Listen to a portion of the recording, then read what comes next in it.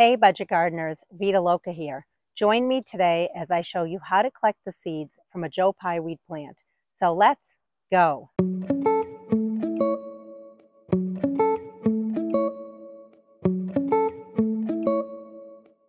First, I wanted to say I'm glad to be back. I was in India for almost 2 weeks visiting family and attending a family wedding. I had such a wonderful time, and I plan on making a short video just giving you some highlights from my trip. So be on the lookout for that video in the near future. But I came back from my trip ready to work in my garden. And the first thing I want to tackle is collecting some seeds from my Joe Pye weed plant. Joe Pye weed is a perennial here where I live in New Hampshire, Zone 5B. I love it. I think it's absolutely beautiful. I've had it in my yard for a number of years. I got this plant from my mother-in-law's house, so I don't know the exact variety of Joe Pye weed that I have, but you can see based on its height that this is definitely a taller variety of plant. It has gone to seed, and actually I'm very happy that the seeds haven't just flown everywhere. There's still quite a few seeds on this plant. And so I figured together we might as well collect some of the seeds, and I can show you what to look for when collecting the seeds from Joe Pye weed. It's a windy day here and it actually feels really nice. But when you look carefully at the seed pods on Joe Pye weed, you can see that they're a light brown or a tan color. You want to make sure that the seed pods are fully ripe before you collect them. I did want to show you one thing that's on my hand. This is called henna, and we get it done in India during a wedding function during a time called a mehndi. But also in the US, sometimes people get it done just for fun. It's really just a temporary tattoo. And I do have it on my hand, and I wanted to show it to you in case you're wondering what it is. It's starting to fade actually, and after a few weeks, it'll be completely gone. I'm going to be using a paper bag to initially store the seed pods, and I'm also going to be using hand pruners to cut the seed pods from the plant. So I'm just being very careful because at this point, the seed pods want to come off of the plant, and I'm just cutting them off like this. And I'm just going to place them inside of my paper bag.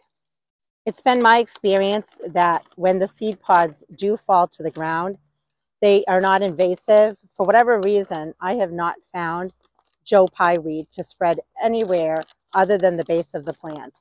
I'm not sure why. You would think that once these seeds fall to the ground, that you would end up with a ton of Joe Pye weed all around this garden bed. But that doesn't seem to happen for me, which I think is a good thing. Otherwise, I think it would be pretty invasive.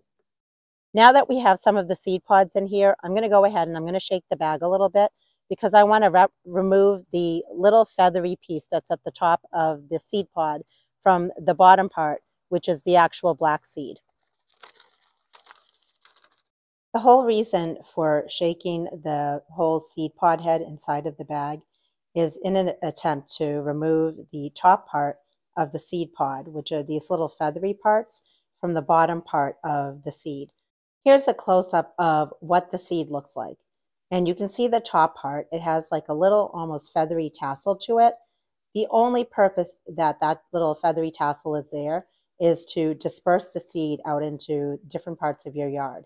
The small little black part at the end, that's the actual seed. It is not necessary to remove the top part from the bottom part. It really is up to you. I think it's a lot of effort, so I don't plan on doing that. But if you wanted to, you can.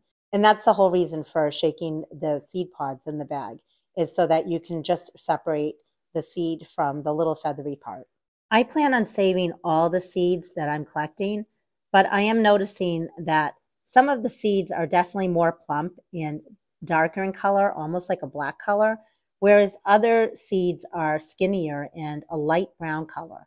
If I had to guess, I would say that the seeds that are light brown and skinnier are most likely not viable seeds, whereas the seeds that are a darker black color and are more plump, I would say that those are more of a viable seed. But I'm not planning to separate the seeds like that. I'm just going to be storing them as is. I'm not going to be cleaning them, and I'm just going to see which ones are viable and germinate for me. I like to store my seeds in a small Ziploc bag like this. I label it with the name of the plant, so Joe Pye weed, the year that I collected the seeds, and I have a small dime here so you can see the size of the bag as well as the seed pods and the seeds. Just like any seed, you want to make sure you store your seeds completely dry. You don't want to store them wet, otherwise they can rot. I'm going to wait 1 week before I go ahead and store my seeds in this bag. And all I'm going to do to remove all the seeds from here is just brush the seed pod or seed heads just like this. And that will remove all the seeds from there.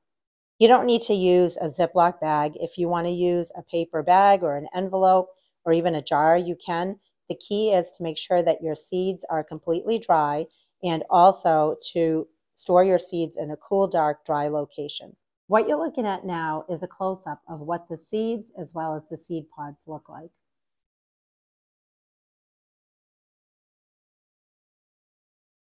Joe Pye Weed seeds need what's called a cold stratification period.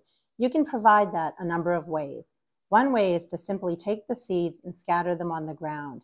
And you don't need to cover them, but you do want to press the seeds in the soil so that the seeds have good contact with the soil. And you want to do that in the fall time so that the seeds can get that cold stratification period during the winter months. I haven't tried that method, and as I mentioned earlier in the video, I've found that when the seeds do drop to the ground, I don't end up with a whole ton of baby Joe Pye weed seedlings. However, you might want to give it a try. It might work for you. Another way you can achieve the cold stratification period is by taking the seeds and putting them in a place like a refrigerator for about 2 months. And after 2 months, when the seeds have received that cold period of time, you can then go ahead and sow the seeds in some sort of potting mix or seed starting mix. And then the method that I like to give my seeds their cold stratification period is what's called the winter sowing process. That process has really worked well for me. I like to use that process for all my perennial seeds. And I'll be showing you this winter how I do the winter sowing process. But what I can do for you is put links down in the description below for videos that show how to collect the seeds from other plants as well as the winter sowing process, just in case you're interested.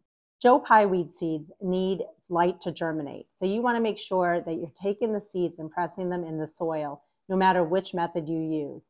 So when I winter sow these, I'll be doing that. I'll be taking the seeds and just pressing them into the soil, watering them in, and then letting Mother Nature take over. You don't want to cover the seeds because if you cover the seeds don't receive the light that they need in order to germinate. I hope you found this video helpful. As always, if you have any questions or comments, leave them down in the comment section below.